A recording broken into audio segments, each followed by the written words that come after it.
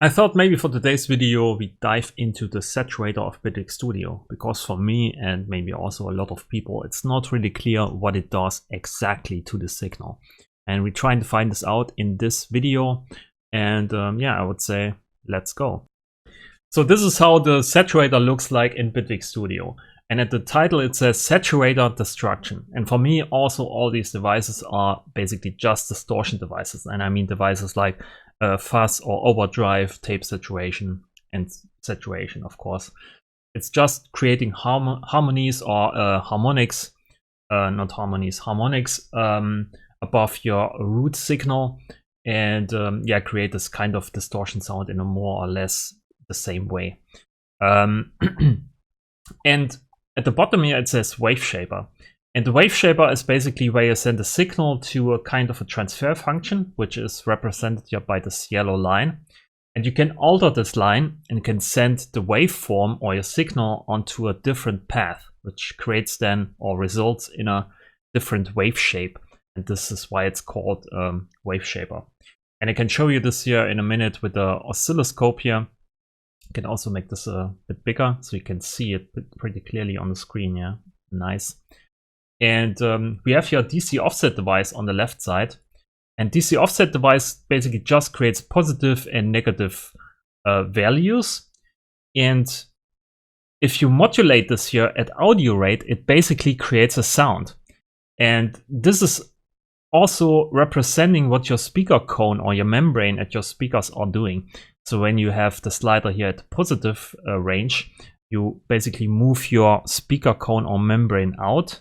And when you're on the negative range, you're moving it back in. And if you do this pretty fast at audio rates, then you create a signal.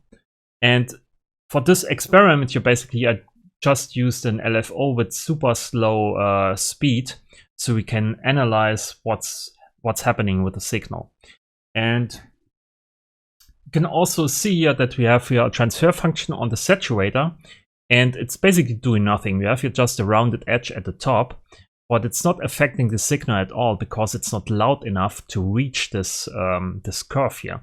So when we bring up here the signal maybe more, you can see then the signal is becoming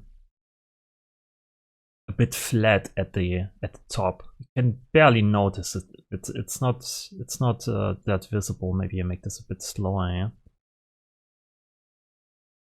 Oh, a bit, so we can analyze it better. You can also see it here in the bottom. So we basically change now here the yellow line. Bring this down. So what this does is a threshold. So we apply this curve here basically early on. So the signal doesn't need to be that loud to be on or is affected by that. And you can see here now our clean sine wave becomes like a rounded squarey waveform. This is exactly what this line here represents. When we go to a certain loudness or to a certain value point here, we bring the waveform to a rounded edge or to a rounded path here, and then we go to a straight line. And you can see it's a straight line and the edges are rounded. So that's exactly what we dialed in. And you can see also that this is applied to the negative range. So we have here a 0 line in the middle. And this is applied to the positive range and to the negative range of the signal itself. So when we look here at the saturator, you can see we have a display at the left side here where we have an orange line and a yellow line. And the yellow line is the positive range and the orange line is the negative range. But in this display, we only have a yellow line. And the reason for that is that this line here is basically the negative and the positive range at the same time, displayed on the same display on the same line. So as you can see, we go now back in the negative range and it goes back up here. And when we go, or now it's to the negative range, then it goes also back up. So it's basically positive, negative, positive, negative. And yeah, it's pretty much hard to get in the brain how it works. But if you look here at the graph at the left side, you can see It's much easier to get. But then again, we can change how the wave shaper or the saturator behaves in the negative range differently from how it behaves in the positive range. And we have these knobs here at the right side, and it says loud threshold skew, which basically changes how the signal behaves in the negative range. As you can see, we have now here our orange line. So we can say we want to have this transfer function happening earlier on in the negative range than in the positive range. And you can see it is also displayed here in the oscilloscope. Maybe we have to wait until it moves beyond my cam here. But you can see here the positive range is the same as before, but in the negative range we break earlier onto a straight line than in the positive range. So you can alter how the saturator behaves in the negative range than in the positive range. We can also change here the knee, which makes the breakdown even harder. And you can see it changes the positive and the negative range at the same time. So these knobs are basically only knobs to dial in the difference, what you want to have different in the negative range than in the positive range. They are not kind of absolute values you can dial in. It's relative to what you dialed in on these big knobs here. Then we have here also this one here, where we can kind of go back to negative. And this is called, I think, maybe write it in the comments if I'm wrong here, but this is called folding, because, maybe go back here to this, because you can see it already here on the graph. You take the signal above this line, or above this point, maybe I freeze this down here, above this point here, and instead of letting the signal pass and go into a nice arc here back to this point, you fold it back onto itself. It's like a piece of paper. It's like a piece of paper, like this one here, and then you take the edge and fold it back onto itself like this. This is why it's called folding, more or less. Instead of having this waveform, this edgy thing here peeking out, you bring it back down to this. And this is also why it's called wave folding. Okay, so we have this, and we can also change, of course, how it behaves. Maybe in the negative range. So we have folding at the positive range, and we have no folding at the negative range. Maybe remove the freeze here. So now we should see this folding only happening down here, and at the top it should be pretty fine. Oh, it's exactly opposite now. Okay.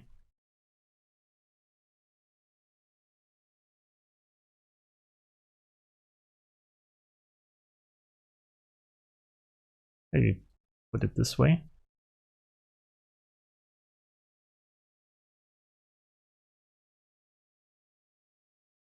Oh yeah, now we have the folding at the orange part here, which is down here. And at the top we have still the rounded sine wave letting completely pass without alteration. Okay, that's basically the simple explanation for this graph here. There's also these three knobs here, which is called quiet. And this is called quiet because it only applies to this bottom area here. And the bottom area are basically all the values below a certain point. And if we look at here, at this graph here at the top, we basically just apply changes to this area here around the 0 line, so the quiet parts. And if you do stuff like this here, you think maybe something like this, it's almost like you create a noise gate, where you filter out everything, or instead of letting here the signals die out slowly and letting it die out into the quietness, you bring it straight down to 0, which then results in a gate effect, or you remove the signal completely in an instant. So maybe we use some real sounds and try out how this works in the real life. For instance, I could use here an polysynth, and the polysynth has some noise, and it can show you how this works with the gate I just explained here. Maybe get rid of here some just these parts. Okay, so we have noise dialed in.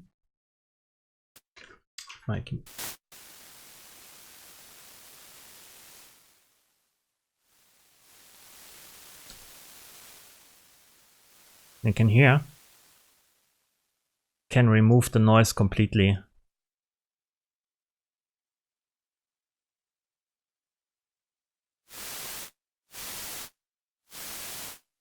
Just using all these, everything that's below this point is basically completely muted. And this is nice when you have maybe some drums. Maybe let's see if I can find here some real drums. Oh yeah, this is nice. So switches to an audio track, okay. Can you hear it?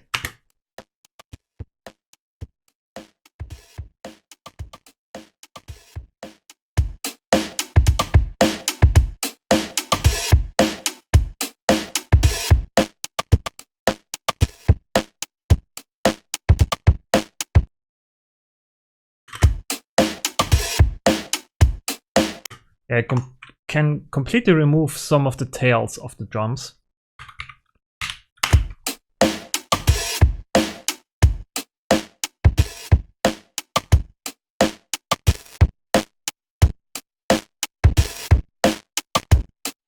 But it also introduces some kind of noise at the edge here, probably.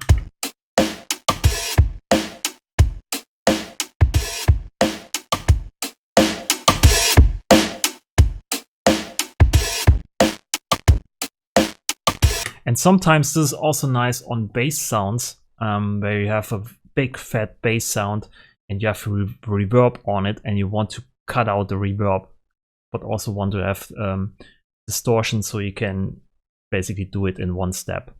And maybe I can show you this here in a minute.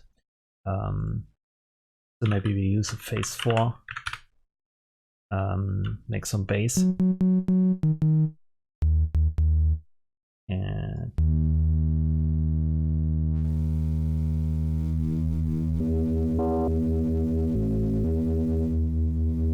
okay, and then you put reverb on it. And then you use the saturation device. And then you see a hard cut.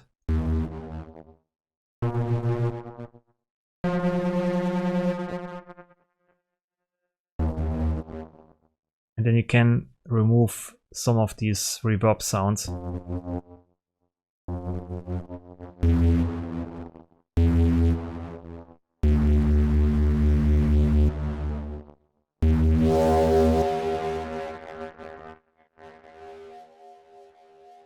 And the difference here is when you remove this,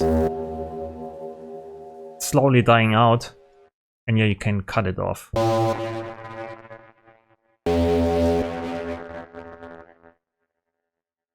So it's a kind of a gate effect and a distortion or overdrive effect at the same time. So this is pretty handy sometimes.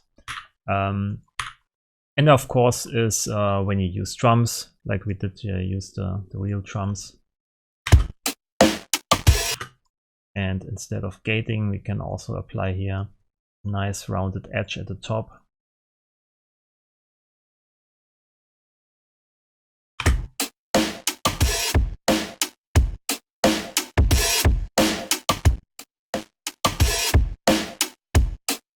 You can see when I use here the drive, I basically raise the input volume of the signal going into the saturator. And it changes here also the curve because the scaling of the curve is then a bit different.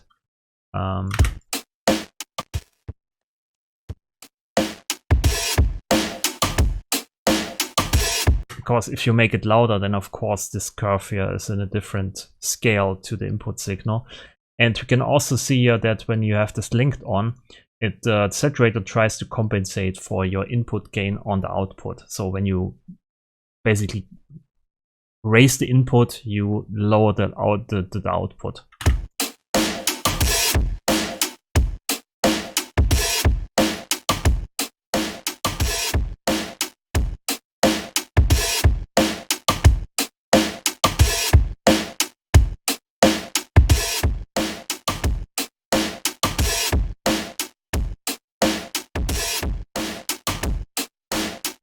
Okay, so speaking about harmonics, I have your test tone, which creates a clean sine wave. So there are no harmonics, it's just one frequency. And when we bring in here the saturator, you can see here the white line is at this position here. When we change the gain of the test tone, we can change the white line. We can also use here the drive to raise the input signal.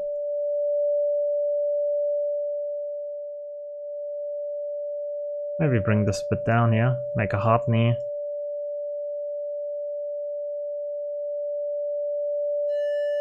And then we kind of create harmonics from this single sine shape here.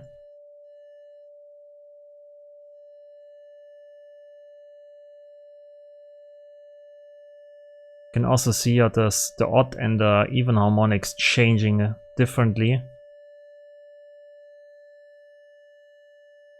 We have also here this low pass filter, which is only applied to the saturated signal. We can tame the overtones or the harmonics a bit here, bring them down. And there's also that you can change here the filter type.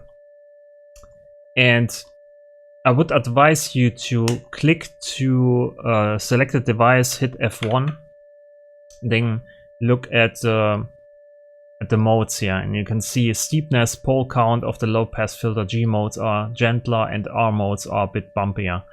You can try out different settings here for the low pass filter and play around a bit and, you know, find the sweet spot for your current sound.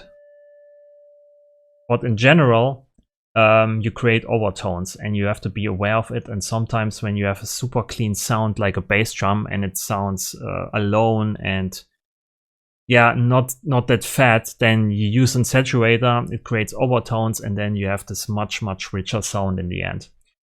Maybe I can use your kick drum, show you this maybe.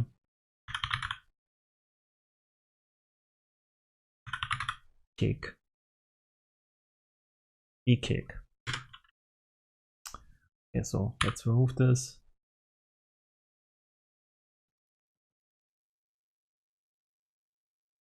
Let's loop this.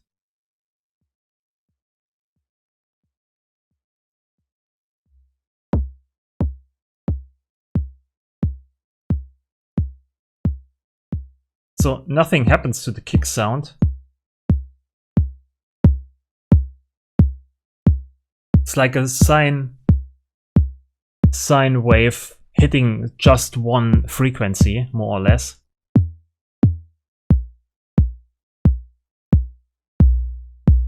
And when you add harmonics with the saturator, it sounds more fat and present.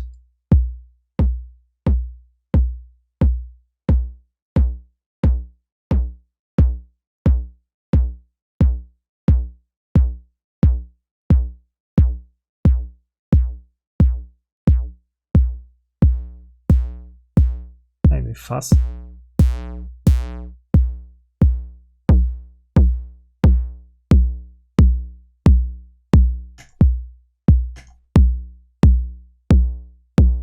So you can completely change the tonality of your kick drum, make it more fat. And if you think about listening to kick drums on small speakers or small earbuds or headphones, you need these overtones to make the listener aware that there is actually a kick drum somewhere in your mixdown. And also on bigger speakers, it's much better to have some of the harmonics to make the brain notice that there is something below there. So that's basically my version of how the saturator works, or how I think it works. And you can still see I'm mostly a musician, not a technician. I'm also not a developer, so I try to explain it in simple words. If you have some questions about it, or maybe some corrections, then please leave it in the comments. Also leave a like if you like the video, and if you want to stay up to date, then please subscribe to the channel. And if you have some hints maybe at what I can do next video wise, or maybe tutorials for, then also leave me some comments. It's always helpful. So thanks for watching, and I'll see you in the next video. Bye.